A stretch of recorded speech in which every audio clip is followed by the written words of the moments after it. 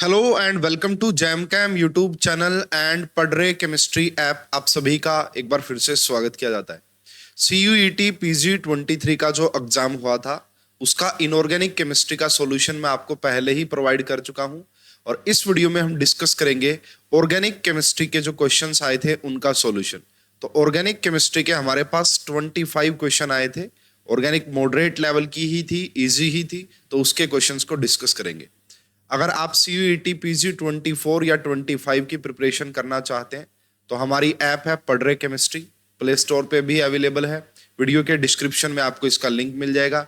यहाँ पे CUET PG 24-25 के लिए कोर्सेज अवेलेबल है जिसमें आपको video lecture, assignment, previous year paper का सॉल्यूशन, टेस्ट सीरीज, मेंटरशिप, ये सब मिलता है। बहुत ही अफोर्डेबल फीस है इतना कंटेंट को देखते हुए, और इन दोनों कॉन्टैक्ट नंबर पे आप कॉन्टैक्ट कर सकते हैं फॉर मोर इन्फॉर्मेशन अगर आपको कोर्स के रिगार्डिंग कोई भी इन्फॉर्मेशन चाहिए तो। चलिए स्टार्ट करते हैं स्टूडेंट। सबसे पहला जो क्वेश्चन यहाँ पे पूछा गया that is related to GOC, general organic chemistry. Which of the following structure will show sigma यानी कि CH and pi hyperconjugation. तो जनरल ऑर्गेनिक केमिस्ट्री में आपको पढ़ाया जाता है H effect, hyperconjugation effect आपको पढ़ाया जाता है, जो कि स्पेशली +H टाइप का होता है। इलेक्ट्रॉन डोनेशन का वो काम करता है। कैसे वो मैं बताऊंगा। तो ये कह रहा है ना कि एक CH बॉन्ड यानी कि जो सिग्मा बॉन्ड है और साथ में पाई का ही हाइपर कॉन्जुगेशन किस में है। देखो फर्स्ट वाले में अगर आप देखेंगे तो यहाँ पे पाई बॉन्ड ही प्रेजेंट नहीं है, पाई बॉन्ड ही प्रेजेंट नहीं है, तो इसकी यहाँ पे कोई पॉसिबिलिटी नहीं है। हाइपर कॉन्जुगेशन होगा यहाँ पे, बट देखो जो ये CH बॉन्ड है इसका हाइपर, देखो इसमें होता क्या है ना, बेसिकली ये वाला जो बॉन्ड दिख रहा है आपको जैसे CH बॉन्ड, ये आपका ब्रेक कर जाता है, जैसे होमोलेटिकली ब्रेक कर गया, और जैसे ही होमोलेटिकली ब्रेक करेगा ये डबल बॉन्ड बना लेंगे, इसको हाइपर कॉन्जुगेशन बोलते हैं। बट यहाँ पे जो रोल है ना, बेसिकली इसने स्पेशली मेंशन किया है कि पाई बॉन्ड के साथ। अब यहाँ पे देखो ये वाला देखिए पाई बॉन्ड जरूर है, बट हाइपर कॉन्जुगेशन के लिए जो बेसिक रिक्वायरमेंट होती है दैट इज अल्फा हाइड्रोजन होने चाहिए। तो ये देखो ये जो कार्बन कार्बन का डबल बॉन्ड आपको दिख रहा है, इससे जो नेक्स्ट कार्बन है उसके ऊपर ये भी CH3 लगा हुआ है, ये भी CH3 लगा हुआ है, इसके पास नो अल्फा हाइड्रोजन। तो यहां पे कोई अल्फा हाइड्रोजन ही नहीं है। अगर अल्फा हाइड्रोजन नहीं है तो हाइपर कॉन्जुगेशन शो नहीं कर सकता। इसमें भी अगर आप देखेंगे नो अल्फा हाइड्रोजन, तो ये भी हाइपर कॉन्जुगेशन, वैसे हाइपर कॉन्जुगेशन शो करेंगे ये, है ना। वैसे CH वाला हाइपर कॉन्जुगेशन, ये कार्बोकेटाइन भी हाइपर कॉन्जुगेशन शो करेगा। यहाँ पे आपको 3 CH बॉन्ड नजर आ रहे हैं, तो यहाँ पे 3 अल्फा हाइड्रोजन है, लेकिन ये है ना पाई बॉन्ड के साथ नहीं करेगा। यस यहाँ पे देखिए स्टूडेंट, देखो इस डबल बॉन्ड को अगर आप देख रहे हैं तो यहाँ पे तो नो, यहाँ पे तो कोई अल्फा हाइड्रोजन नहीं है, बट इसके पास तो 3 अल्फा हाइड्रोजन है। तो अब आपको जो कॉन्जुगेशन, हाइपर कॉन्जुगेशन देखने को मिलेगा वो आपका थर्ड ऑप्शन में देखने को मिलेगा, है ना। ये वाला जो पाई बॉन्ड मान लीजिए ये है, कुछ इस टाइप से इसका आप दिखा सकते हैं कि मान लो इस बॉन्ड को आपने यहां ब्रेक कर दिया, नेगेटिव चार्ज, जैसे यहाँ पे ये पॉजिटिव चार्ज आया, इस CH की होमोलेटिक हेटेरोलेटिक क्लीवेज यहाँ पे नेगेटिव और ये H पॉजिटिव आपका अलग हो गया। यहाँ पे डबल बॉन्ड आपका हाइपर कॉन्जुगेशन शो करेगा, है ना। तो यहाँ पे आप बोल सकते हैं कि इस ऑप्शन में जो पाई बॉन्ड है उसके पास अल्फा हाइड्रोजन है, इसलिए आपको यहाँ पे हाइपर कॉन्जुगेशन देखने को मिलेगा। इस क्वेश्चन का जो करेक्ट आंसर आना था दैट इज ऑप्शन नंबर 3, और जो कि बिल्कुल करेक्ट भी दिया हुआ था आंसर की में। नेक्स्ट क्वेश्चन देखिएगा स्टूडेंट, ये भी बिल्कुल इजी क्वेश्चन है, बहुत आसान क्वेश्चन इसको बोलेंगे। तो यहाँ पे क्या कहा गया है कि कार्बन कार्बन का डबल बॉन्ड, इसको मैं थोड़ा सा छोटा कर लेता हूं ताकि मैं आपको सोल्व करा सकूं। यहाँ पे एक इन्होंने बोला कि ये जो कार्बन कार्बन का डबल बॉन्ड है कुछ इस प्रकार से, ये ऊपर CH2 लगा देता हूं और यहाँ पे NO2 लगा देता हूं। बोल रहे कि इसकी रिएक्शन करवाओ HCl के साथ। तो स्टूडेंट हमें ये पता है, देखो जब आप इस बॉन्ड को यहां ब्रेक करेंगे तो ये नेगेटिव चार्ज आएगा और ये आपका पॉजिटिव चार्ज आएगा। अब हमें ये पता है कि जो NO2 है वो -I और -M दोनों शो करता है ना, -I और -M दोनों शो करता है। तो ये क्या करेगा, इस नेगेटिव चार्ज को स्टेबलाइज करेगा। तो कहने का मतलब यहां पे कार्बोकेटाइन मोर स्टेबल है, कार्बोकेटाइन मोर स्टेबल है। अगर आपने कुछ इस टाइप से क्या की है, ब्रेकिंग की है बॉन्ड की, तो Cl नेगेटिव अटैक करेगा यहां पे, यानी कि क्या प्रोडक्ट देखने को मिलेगा, CH2 यहां पे आपका Cl लग गया है, उसके बाद CH2 यहां पे आपका NO2 लग गया है। तो एक प्रोडक्ट आपका ये बना, और यही आपका मेजर प्रोडक्ट भी बनेगा, यही आपका मेजर प्रोडक्ट भी बनेगा। क्यों? क्योंकि यहाँ पे कार्बोकेटाइन भी स्टेबल है एंड यहाँ पे जो ये नेगेटिव चार्ज आता है ये भी स्टेबलाइज हो रहा है NO2 के द्वारा। तो मेजर प्रोडक्ट तो यही बनेगा। बट यहाँ पे सेकंड प्रोडक्ट कैसे बन सकता है उसको देखेगा, और वो मेजर नहीं होगा। क्यों नहीं होगा आपको एकदम से समझ में आ जाएगा। देखिए, मान लो अगर आप इस बॉन्ड की इस तरीके से क्लीवेज करते हैं, यहाँ पे नेगेटिव चार्ज आ जाता है और यहाँ पे पॉजिटिव चार्ज। अब आपको पता है NO2 तो क्या करेगा, इलेक्ट्रॉन को विड्रॉ करेगा। अगर इलेक्ट्रॉन को विड्रॉ करेगा तो इस पॉजिटिव चार्ज को अनस्टेबल करेगा, क्योंकि पॉजिटिव चार्ज का मीन क्या है कि पहले ही इलेक्ट्रॉन डेफिशिएंसी है, आप उससे इलेक्ट्रॉन लिए जा रहे हैं, इसका मतलब तो आप उसको अनस्टेबल कर रहे हैं, है ना। तो इसका मीनिंग क्या होगा कि only first as a major. बिल्कुल सही है। क्या सेकंड मेजर होगा? बिल्कुल भी नहीं होगा। क्या दोनों इक्वल अमाउंट में होंगे? नहीं होंगे। क्या दोनों ही नहीं बनेंगे? नहीं, बिल्कुल आपका फर्स्ट बनेगा, क्योंकि यहां पे आपका कार्बोकटायन ज्यादा स्टेबल है, इसलिए first is the correct answer. Yes, ये देखिएगा भाई, एनएमआर स्पेक्ट्रोस्कोपी का बड़ा इजी सा क्वेश्चन है। ठीक है, आपसे पूछा कि यहाँ पे एक ही पीक आए। एक ही पीक आने का मतलब है एक सिग्नल। तो यहाँ देखो, ये OH का प्रोटॉन एक सिग्नल शो करेगा, और ये जो 3 हाइड्रोजन दिख रहे हैं ये आपका एक सिग्नल शो करेंगे। तो यहाँ पे आपको 2 सिग्नल देखने को मिलेंगे, but one peak, only one peak आने का मतलब एक ही सिग्नल शो करे, तो ये आंसर हो नहीं सकता। CH3 एक सिग्नल, ये वाला पहला सिग्नल यहां से आएगा। उसके बाद ये जो चारों प्रोटॉन आपको नजर आ रहे हैं इनका एक सिग्नल होगा, है ना, क्योंकि सिमेट्रिकल है। इन चारों का एक सिग्नल। तो यहां पे भी आपको नंबर ऑफ सिग्नल्स कितने शो होंगे? 2। तो ये भी हमारा आंसर नहीं होगा। यस, ये जो आप एसीटोन देख पा रहे हैं, यहां पे ये जो 6 के 6 हाइड्रोजन है ना, यहां पे 3 ये वाले एंड आपका 3 ये वाले, ये 6 के 6 आपका एक ही सिग्नल शो करेंगे। तो यहां पे जरूर आपको एक सिग्नल देखने को मिलेगा, एक पिक आपको मिलेगी। सो इस क्वेश्चन का करेक्ट आंसर आना था थर्ड। यहां पे देखो, इन दोनों का एक हो गया, ठीक है। उसके बाद इन दोनों का ये जो 2 आएगा एंड इन दोनों का 3 आएगा। तो यहां पे नंबर ऑफ सिग्नल्स की बात करें तो कितने आ जाएंगे? 3। जितने भी different types of different chemically environment proton होंगे वो अपना अलग अलग सिग्नल देंगे। एसीटोन में ये बिल्कुल 6 के 6 प्रोटॉन एक जैसा ही सिग्नल देंगे। तो इस क्वेश्चन का करेक्ट आंसर आना था ऑप्शन नंबर 3। नेक्स्ट क्वेश्चन पे चलते हैं स्टूडेंट। ये भी ऑर्गेनिक स्पेक्ट्रोस्कोपी से ही पूछा गया था। क्वेश्चन नंबर 4 है ऑर्गेनिक स्पेक्ट्रोस्कोपी से।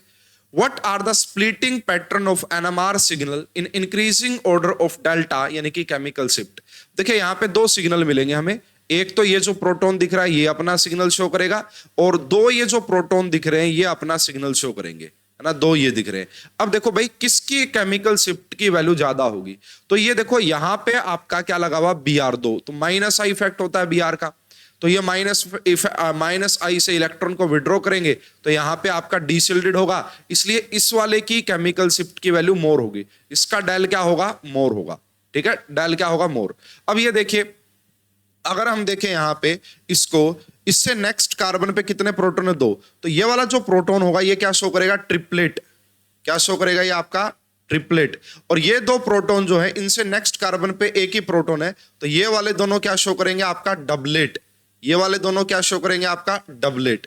इसका मीनिंग आप यहां से ये देख सकते हैं कि भाई देखो, है तो ट्रिपलेट वाले की केमिकल शिफ्ट की वैल्यू, तो इसको आप ऐसे बोलिए डबलेट फॉलोड बाय ट्रिपलेट, है ना, डबलेट फॉलोड बाय ट्रिपलेट।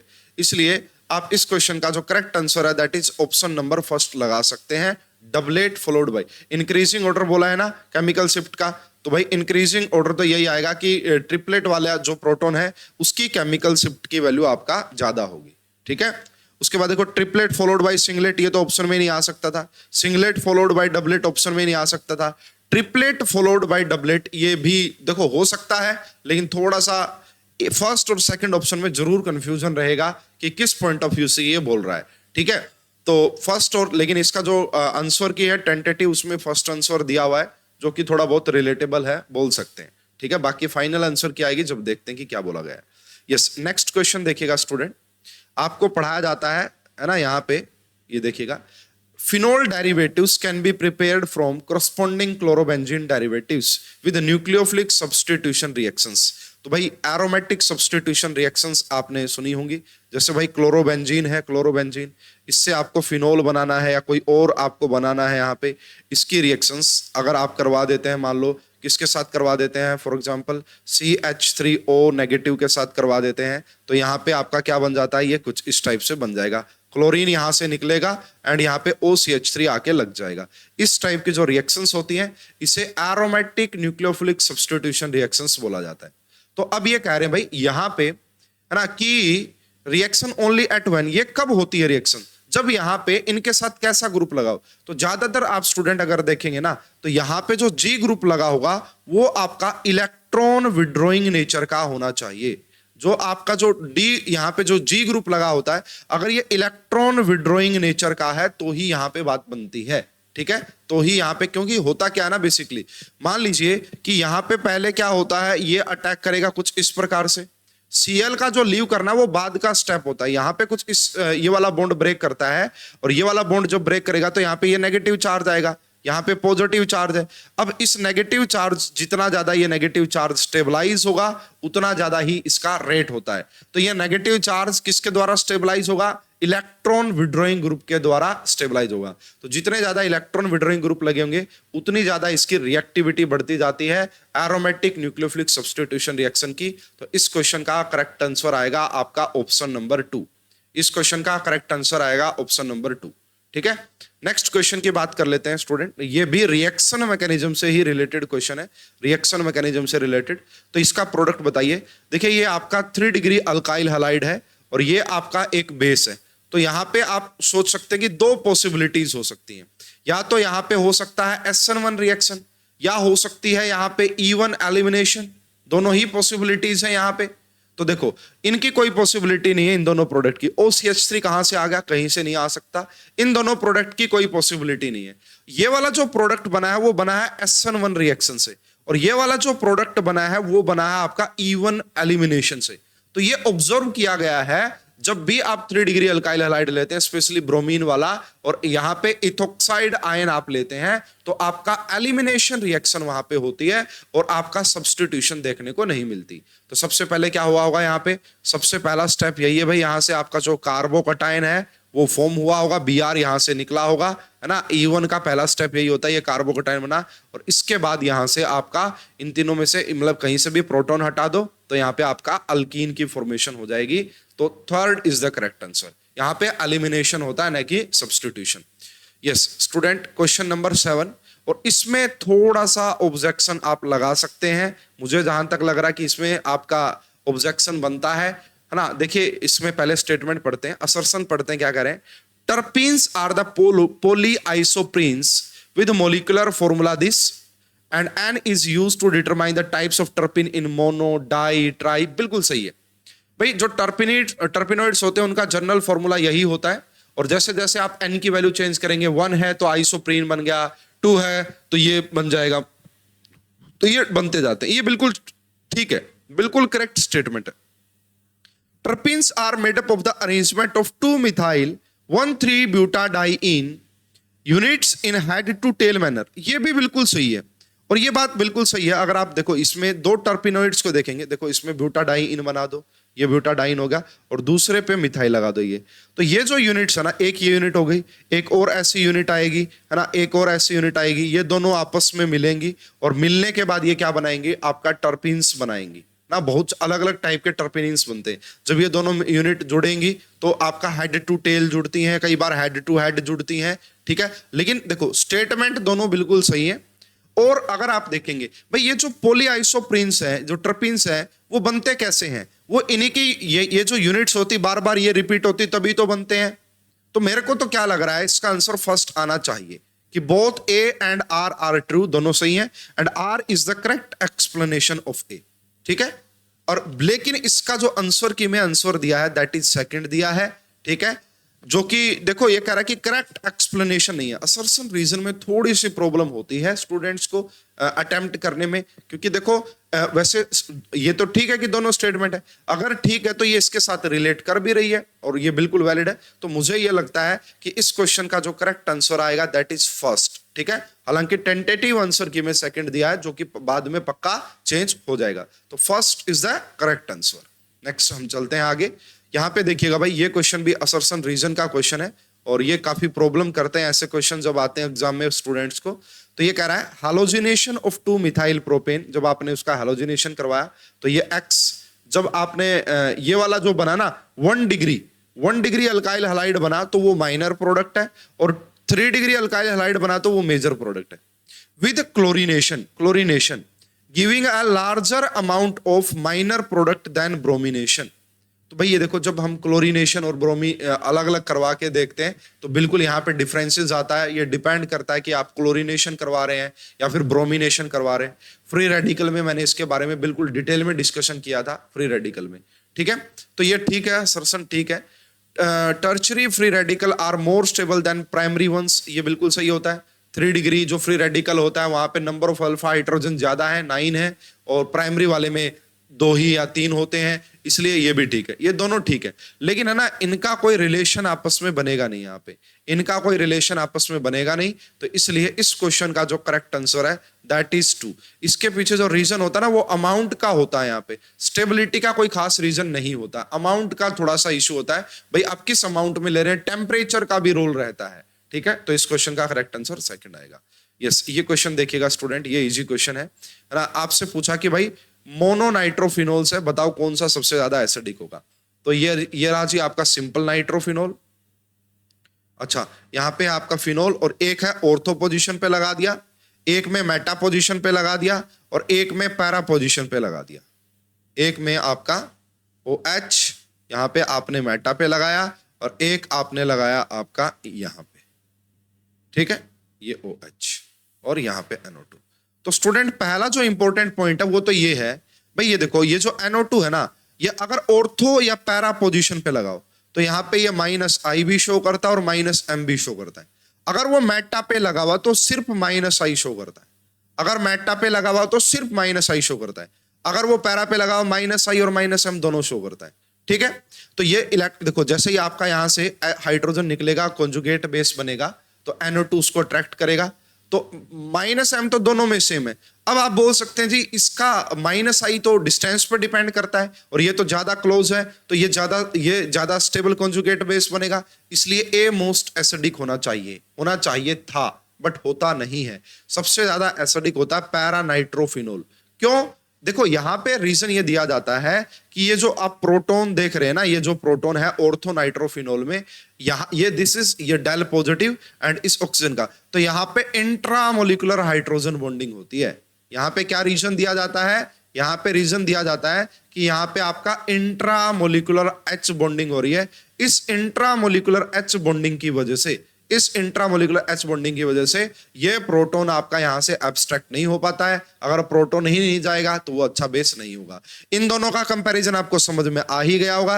यहां पे सिर्फ -I लग रहा है और यहां पे -M, और -M is more dominating in nature as compare to -I। So इस क्वेश्चन का करेक्ट आंसर आएगा ऑप्शन नंबर 2, और यही आपका दिया भी हुआ था।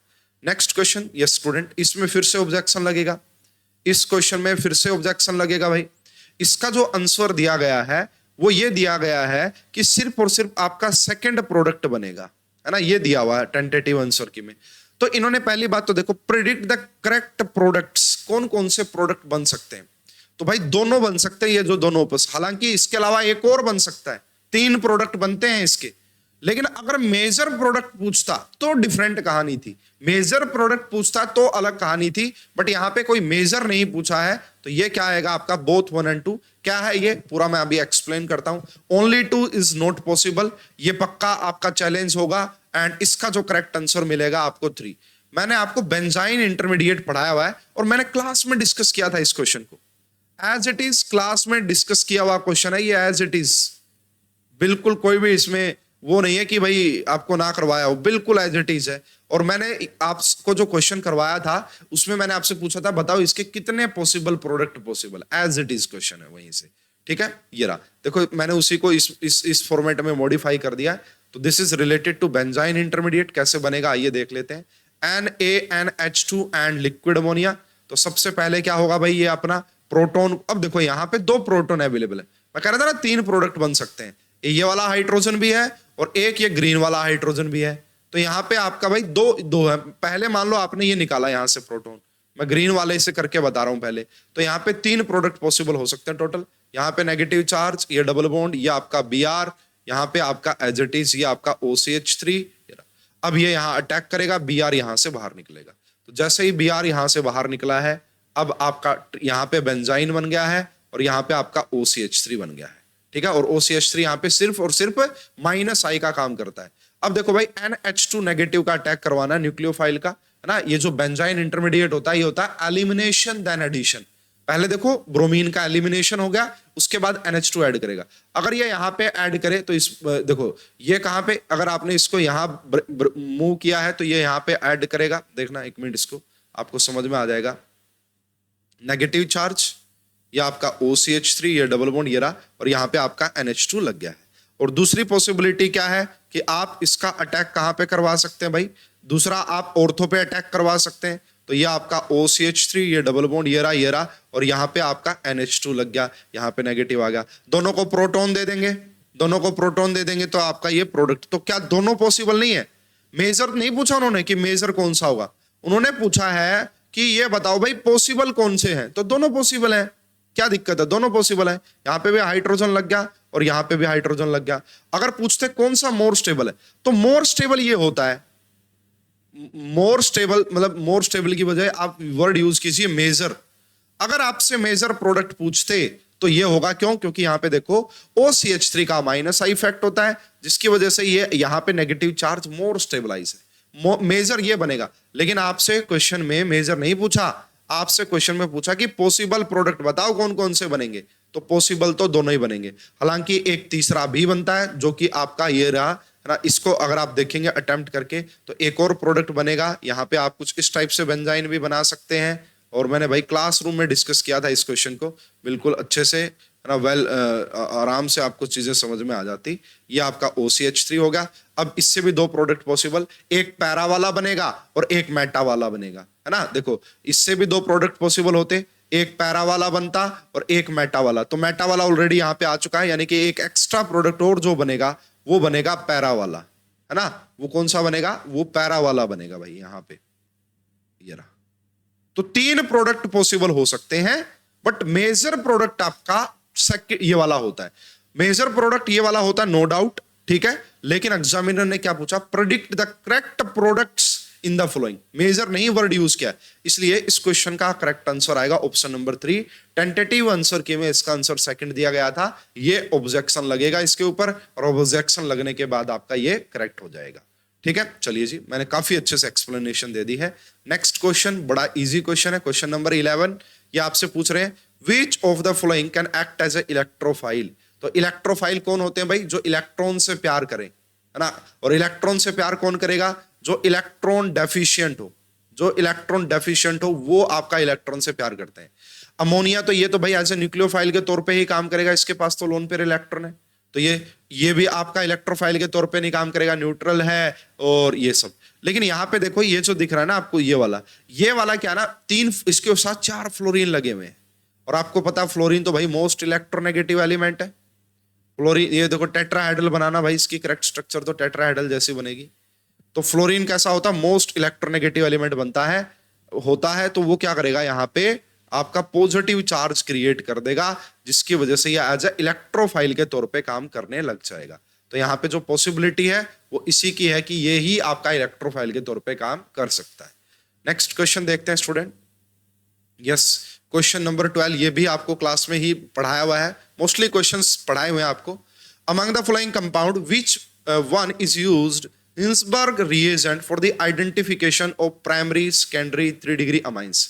कल को ये क्वेश्चन भी आ सकता है भाई, अगर हमें अमाइंस का आइडेंटिफिकेशन करना है डिफरेंट डिग्रीज का, तो कौन से रिएजेंट का यूज किया जाता है? तो आंसर होता है हिंसबर्ग टेस्ट होता है, हिंसबर्ग रिएजेंट। तो इसमें कौन सा रिएजेंट होता है? तो इसमें लिया जाता है बेंजाइल सल्फोनाइल क्लोराइड। क्या लेते हैं? Benzyl sulfonyl chloride. मैं आपके लिए थोड़ा सा एक यहाँ पे इमेज भी लेके आऊं जिससे आप वेरिफिकेशन कर सकेंगे चीजें। तो ये हिंसबर्ग टेस्ट होता भाई, आप ये देख सकते हैं। जब आपने प्राइमरी अमाइन की रिएक्शन करवाई किसके साथ? बेंजाइल सल्फोनाइल क्लोराइड के साथ, तो आपको क्या मिलता है? ये आपका सल्फामाइड सोल्ट मिल जाता है सोडियम का। सेकेंडरी जो होता है सेकेंडरी अमाइन, वो कोई रिएक्शन शो नहीं करता है, सेकेंडरी रिएक्ट नहीं करेगा। और जो 3 डिग्री है वो क्या बनाएगा? अमाइन हाइड्रोक्लोराइड टेस्ट बनाएगा। तो तीनों अलग अलग टेस्ट बना रहे हैं। तो हिंसबर्ग टेस्ट क्या होता है? ये काम में लिया जाता है 1 डिग्री 2 डिग्री 3 डिग्री अमाइंस को आइडेंटिफाई करने के लिए। तो क्वेश्चन का करेक्ट आंसर आ जाएगा ऑप्शन नंबर 3, बिल्कुल सही है, यही दिया भी हुआ था। यस, नेक्स्ट क्वेश्चन देखिएगा स्टूडेंट। नेक्स्ट क्वेश्चन नंबर आ गया हमारा क्वेश्चन नंबर 13। क्वेश्चन नंबर 13, ये कह रहा कि भाई फिनाइल बेंजोएट बनाना है किससे, फिनोल से। ये आपका फिनोल है, फ्रॉम फिनोल, और इससे क्या बना लेना भाई आपका फिनाइल बेंजोएट। फिनाइल बेंजोएट क्या होता है भाई, कुछ इस टाइप से आप दिखा सकते हैं कि ये वाला आपका फिनाइल बेंजोएट होता है। तो बताओ कि कौन सी रिएक्शंस में, फ्राइज रीअरेंजमेंट से इसको नहीं बनाया जा सकता, ये टोटली डिफरेंट कहानी होती है। क्लेजन रीअरेंजमेंट पेरिसाइक्लिक रिएक्शन है, ये भी डिफरेंट कहानी होती है। ये वाली रिएक्शन से भी ये बन नहीं सकता। हाँ, इस रिएक्शन से ये जरूर प्रिपेयर किया जा सकता है भाई, इस रिएक्शन से ये आपका जरूर प्रिपेयर किया जा सकता है। अगर मैं आपको एग्जैक्ट यहाँ पे थोड़ा सा आइडिया दूं इसका, है ना, एग्जैक्ट थोड़ा सा आइडिया दूं कि कैसे ये बना होगा, उसके लिए आपको थोड़ा सा इंतजार करना पड़ेगा। 1 मिनट के लिए आप इंतजार कीजिए, है ना। तो यहाँ पे सिंपली यही है जो आपको ये दिख रहा है ना, इसकी रिएक्शन, फिनोल की रिएक्शन आप करवा दो बेंजाइल क्लोराइड के साथ, बस सिंपली। किसके साथ, सी डबल बॉन्ड OCl के साथ। यहां से आप अगर देखेंगे तो ये आपका बिल्कुल इजीली बन जाएगा। अगर आप इसकी रिएक्शन इसके साथ करवा देते हैं तो ये आपका बनेगा, ठीक है। और इस रिएक्शन से आप इसको रिलेट कर सकते हैं, इस रिएक्शन से आप इसको रिलेट कर सकते हैं, ठीक है। First is the correct answer. Yes student, ये क्वेश्चन देखिएगा, ये क्वेश्चन देखिएगा कि इनके बीच में क्या रिलेशन है। स्टीरियो केमिस्ट्री का है, हर साल ऐसा क्वेश्चन आता ही आता है ना। तो बहुत सिंपल है भाई, इनके बीच में रिलेशन बताओ। तो सबसे पहले मैंने क्या किया, ये जो आपको न्यूमैन प्रोजेक्शन दिख रहा है, इसको मैं कन्वर्ट कर लेता हूं इसमें फिशर प्रोजेक्शन में, है ना, किसमें, फिशर में, ताकि हम रिलेट कर पाए। देखो हमेशा जो आपका एक्लिप्स्ड फॉर्म होती है उसी का फिशर प्रोजेक्शन बनाया जा सकता है, एक्लिप्स्ड फॉर्म का ही फिशर प्रोजेक्शन बनाया जा सकता है, ठीक है। तो फिलहाल आपको जो क्वेश्चन है इसमें एक्लिप्स नहीं दिख रही। अगर मैं इसको 60 डिग्री एंटी क्लॉकवाइज रोटेट कर देता हूं, 60 डिग्री एंटी क्लॉकवाइज रोटेट कर देता हूं, तो ये वाला हाइड्रोजन यहां पे आ जाएगा और ब्रोमीन के नीचे ब्रोमीन आ जाएगा, ये वाला प्रोडक्ट बनेगा। ये कौन सी होगी, एक्लिप्स्ड फॉर्म हो गई। अब आप एक्लिप्स्ड फॉर्म से ही क्या बना सकते हैं, फिशर प्रोजेक्शन। और वो बनाना बड़ा सिंपल होता है भाई, वो बनाना बड़ा सिंपल होता है। ये देखो कार्बोक्सिलिक एसिड आपने देखा, अगर ये दोनों राइट में है ना Br, तो दोनों को राइट में लगा दो, और दोनों हाइड्रोजन लेफ्ट में तो दोनों को लेफ्ट में लगा दो, और ये आपका हाइड्रोजन, ये आपका कार्बोक्सिलिक एसिड। अब ये देखो, ये आपका बन गया फर्स्ट कंपाउंड जो दिया ही हुआ था, और ये सेकंड। अब इस सेकंड को और फर्स्ट को कंपेयर कीजिए, देखो हो क्या रहा है कि ये वाला जो आप देख पा रहे हैं, ये वाला तो सेम है, देखो ये वाला सेम है, बट इसकी स्टीरियो केमिस्ट्री अलग है ना। क्या ये दोनों एक दूसरे की मिरर इमेज है, नहीं है। अगर वो दोनों एक दूसरे की मिरर इमेज ना हो, अगर वो दोनों एक दूसरे की मिरर इमेज ना हो, तो वो पक्का डायास्टीरियोमर्स होते हैं। क्या होते हैं, डायास्टीरियोमर्स होते हैं। देखो स्टूडेंट, आइडेंटिकल एंड होमोमर्स एक ही बात तो होता है, दो ऑप्शन तो आप इजीली एलिमिनेट कर पा रहे थे, और एक ही है मतलब ये, तो ये क्या होंगे, ये होंगे diastereomer. Fourth is the correct answer for this question, fourth is the correct answer for this question. Yes, next question is also related to stereo chemistry. बढ़िया क्वेश्चन है कॉन्फॉर्मेशंस का, है ना। ब्यूटेन, यहाँ पे आपको 1,3 डाइएक्सियल इंटरेक्शन किसकी बात की है, कर रहा है भाई यहाँ पे आपका साइक्लोहेक्सेन, ये प्रोडक्ट है, इस ये वाला जी। इसके आप क्या बना के दिखाओ, कॉन्फॉर्मेशंस बना के दिखाओ कि सबसे ज्यादा स्टेबल कौन सा होगा, सबसे लीस्ट स्टेबल कौन सा होगा।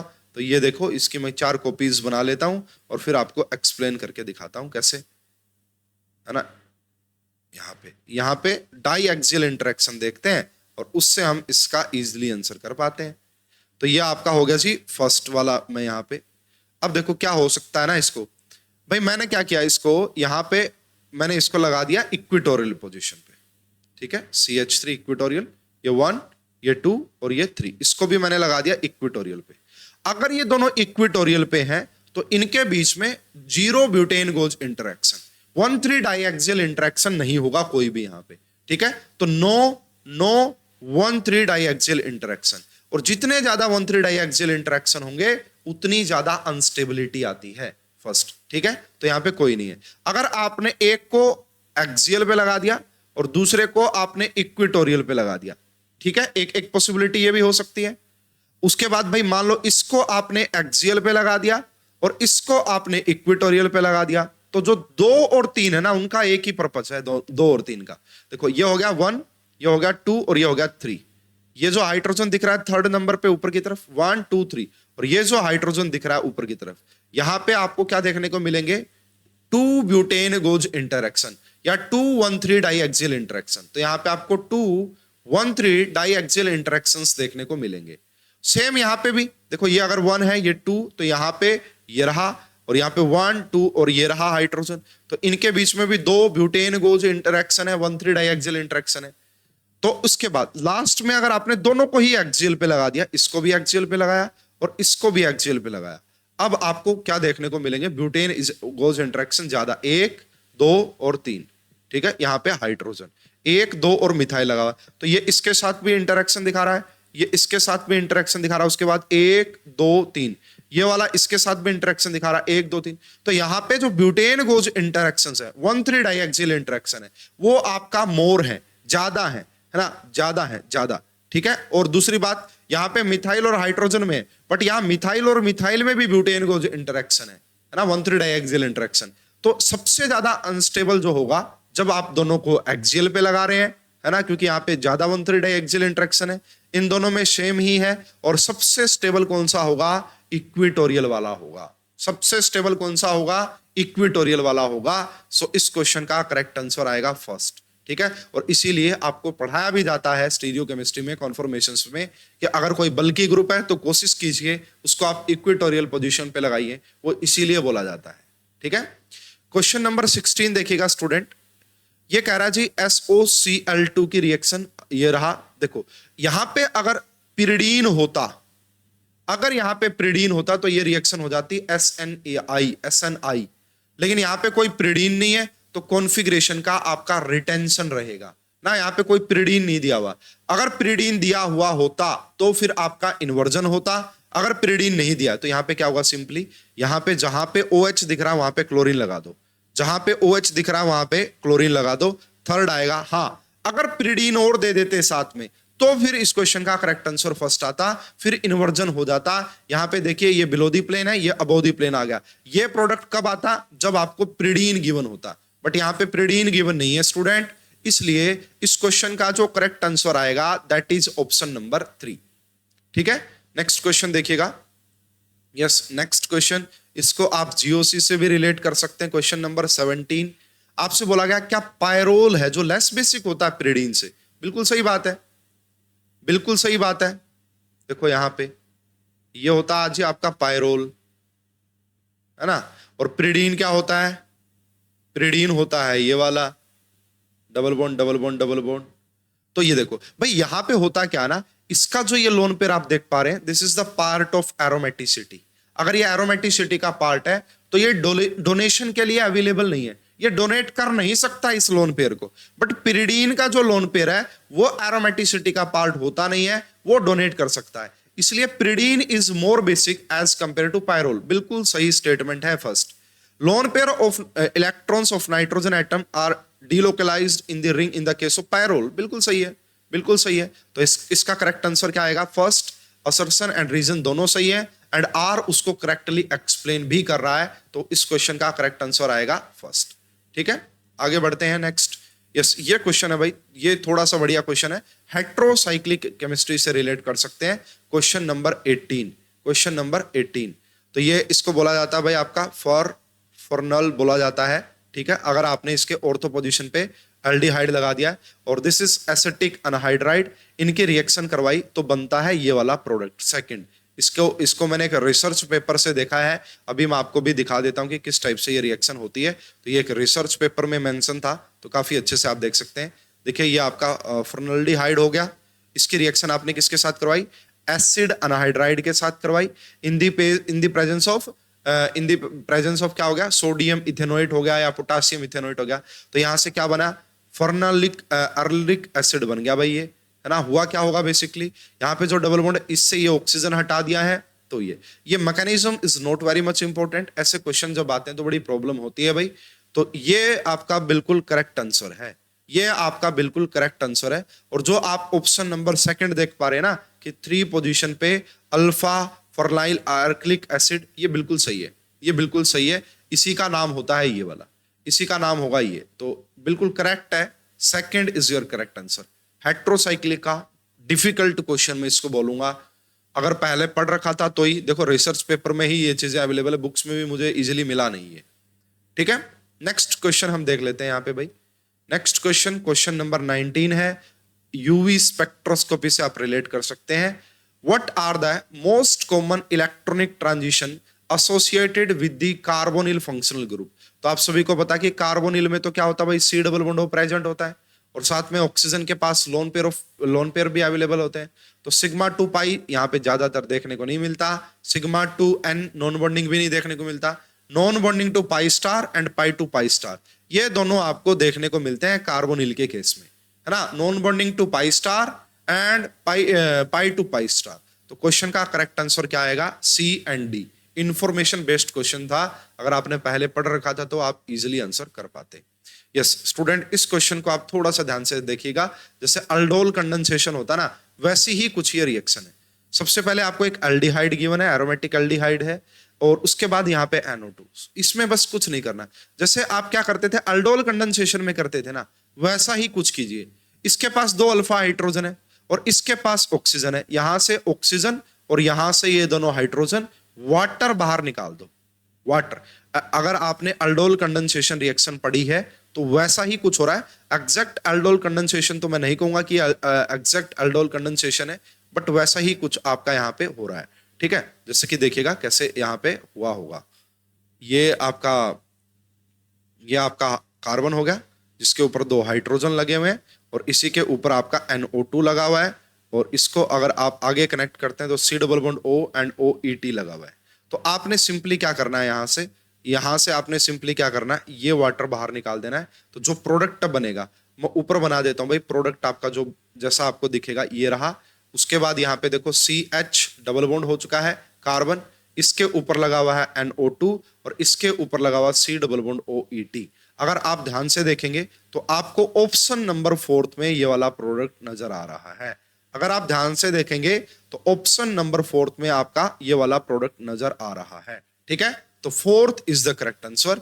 अगर आप मैकेनिज्म से जाना चाहेंगे तो जैसे अल्डोल कंडेंसेशन में जाते थे ना, जैसे अल्डोल कंडेंसेशन में जाते थे उसी अप्रोच से जा सकते हैं, बट ये इस क्वेश्चन का करेक्ट आंसर आएगा 4th। ठीक है, नेक्स्ट क्वेश्चन भी रिएक्शन मैकेनिज्म से ही रिलेट कर रहा है। क्वेश्चन नंबर 21 पे हम पहुंच गए हैं। When A nucleophilic substitution reaction carried out in DMSO।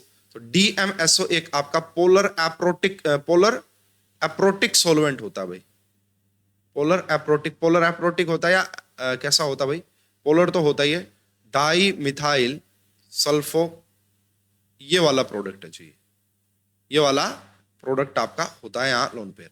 तो ये पोलर प्रोटिक सोलवेंट होता है भाई, और आप सभी को पता अगर ये पोलर प्रोटिक सोलवेंट है तो जो ये आपका कैसा हो गया, पोलर प्रोटिक सोलवेंट। तो इसमें स्ट्रॉन्गेस्ट न्यूक्लियोफाइल कौन होगा, स्ट्रॉन्गेस्ट। देखो ये तो आपका कोई स्ट्रॉन्ग न्यूक्लियोफाइल नहीं होते हैं, हैलोजेंस तो यहाँ पे नहीं आएगा, है ना। उसके बाद देखो इन दोनों में से, अगर इन दोनों में से देखोगे CH3 C double bond O के ऊपर आ गया नेगेटिव, तो ये वाला जो नेगेटिव चार्ज है किसका पार्ट है, कॉन्जुगेशन का पार्ट है। तो ये अच्छा न्यूक्लियोफाइल नहीं होगा। सबसे अच्छा न्यूक्लियोफाइल जो होगा दैट इज आपका 4th वाला, है ना, मिथोक्साइड आयन जो आप देख पा रहे हैं, ये वाला आपका बेटर, ये वाला आपका बेटर न्यूक्लियोफाइल होगा। नेक्स्ट क्वेश्चन देखिएगा स्टूडेंट, ये भी आप रिएक्शन मैकेनिज्म से ही रिलेट कीजिएगा इस क्वेश्चन को। क्वेश्चन नंबर 22 आपको पढ़ाया जाता भाई काफी डिटेल में इसके बारे में, है ना। तो क्या कह रहा है देखिए, identify which of the following is not product of the given compound when it subjected to Hofmann exhausted methylation elimination reaction with this. जब आप इसकी रिएक्शन करवा देते हैं भाई, यहाँ पे और CH3 लग जाएगा और ये पॉजिटिव चार्ज आएगा। अब ये है ना, ये टर्मिनल अल्काइन बनाता है। अगर मेजर प्रोडक्ट पूछते ना आपसे, मेजर प्रोडक्ट पूछते तो ये टर्मिनल अल्काइन बनाता है, सॉरी टर्मिनल अल्कीन बनाता है, टर्मिनल अल्कीन। क्या मीनिंग हुआ जी टर्मिनल अल्कीन का, देखो इसका मीनिंग ये हुआ, जैसे ही आपका यहाँ पे पॉजिटिव चार्ज आया, ये डबल बॉन्ड आया, इसको आप यहाँ पे ब्रेक कर दीजिए इस तरीके से, और डबल बॉन्ड लगाइए यहाँ पे। ये जो दिख रहा है ना आपको ऑप्शन नंबर फर्स्ट इसका मेजर प्रोडक्ट बनता है, ऑप्शन नंबर फर्स्ट इसका मेजर प्रोडक्ट बनता है। बट हमसे ये नहीं पूछा कि मेजर प्रोडक्ट क्या है, कह रहा कि इनमें से कौन सा नहीं बन सकता। 3 ऐसे जो बन सकते हैं, पहला तो बन जाएगा इजीली, पहला तो इजीली बन जाएगा और मेजर प्रोडक्ट भी बनेगा। उसके बाद देखो दूसरा, जब आपने यहाँ पे CH3 लगेगा, ये यहाँ पे पॉजिटिव चार्ज आएगा, इस बॉन्ड को यहाँ ब्रेक कर दो। जब इस बॉन्ड को यहाँ ब्रेक करेंगे, एक तो यहाँ पे डबल बॉन्ड आ सकता है ना, एक तो यहाँ डबल बॉन्ड आ सकता है और दूसरा डबल बॉन्ड यहाँ पे भी आ सकता है। तो ये दो डबल बॉन्ड आ सकते हैं। देखो इसका मीनिंग क्या हुआ, जैसे आपने इस बॉन्ड को ब्रेक किया होगा, इसके कंपैरिजन में ये 1, ये 2, ये 3, ये 4, ये 5, ये 6 और ये 7 है ना, और ये 8 और ये 9। तो ये कहना चाह रहा है या तो 5 और 6 के बीच में डबल बॉन्ड आएगा या 6 और 7 के बीच में डबल बॉन्ड आएगा, है ना, यही बात है ना। देखो इसमें ये फर्स्ट, ये सेकंड, ये थर्ड, ये फोर्थ, ये फिफ्थ, क्या फोर्थ और फिफ्थ के बीच में डबल बॉन्ड आ सकता है? हम कहेंगे नहीं आ सकता। नहीं आ सकता तो ये नहीं बन सकता। यहां देख लो 1 2 3 4 5 6, क्या बन सकता है? यस बन सकता है। 1 2 3 4 5 6 7, क्या बन सकता है? बन सकता है, ठीक है। लेकिन मेजर ये तीनों बन सकते हैं, फर्स्ट थर्ड और फोर्थ बन सकते हैं। मेजर पूछे तो फर्स्ट बनेगा और इनमें से कौन सा नहीं बन सकता? दैट इज सेकंड वाला आपका प्रोडक्ट नहीं बन सकता, ठीक है। होप कि आपको बिल्कुल अच्छे से क्लियर हो गया होगा। ये हमारा क्वेश्चन नंबर 21 था, क्वेश्चन नंबर 21 था या 22, तो ये हमारा क्वेश्चन नंबर 22 था, ठीक है। आगे बढ़ते हैं जी। यस, ये बहुत सिंपल है, जो आपने एक पहले क्वेश्चन किया था उसी क्वेश्चन से ही करना है इसको, कोई ज्यादा सोचने की जरूरत है ही नहीं। आइडेंटिफाई द इनकरेक्ट स्टेटमेंट बता दो जी, क्या होगी पिरिडीन के बारे में। क्या पिरिडीन लेस बेसिक होता है क्या पायरोल से? अरे भाई अभी अभी तो बताया मैंने, है ना, अभी अभी तो बताया मैंने कि pyridine is more basic, pyrrole less basic होता है, क्योंकि पायरोल का लोन पेयर कॉन्जुगेशन का पार्ट होता है। पायरोल का लोन पेयर कॉन्जुगेशन का पार्ट होता है, ये तो मैंने पढ़ाया है। तो कौन बेसिक होता है? ये इनकरेक्ट स्टेटमेंट पूछी थी, पहली ही इनकरेक्ट स्टेटमेंट है, बात बन गई। All carbon carbon bond length are pyridine equal length, बिल्कुल सही है। रेजोनेंस एनर्जी इतनी होती है। All atom in pyridine are sp2 hybridise, बिल्कुल सही है। बाकी सारे सही है, फर्स्ट स्टेटमेंट ही इनकरेक्ट थी। यस, नेक्स्ट क्वेश्चन देखिएगा student, question number 24 number stereochemistry से। ये कह रहे हैं भाई 2R हो और 3SO बताओ कौन होगा। तो ये देखिए 1, ये 2, सभी में ये 1 2, नेमिंग यहीं से स्टार्ट करेंगे क्योंकि ये क्लोज 1 2, ये 1 2। अब देखो चलो ये तो क्लियर हो गया कि 2 नंबर कार्बन कौन है, 3 नंबर कार्बन कौन है। कई बार इसका बड़ा इश्यू बन जाता है, तो ये 2 नंबर है। तो यहाँ पे देखो ये रहा hydrogen. First priority highest atomic number को दो, ये आपका आ गया।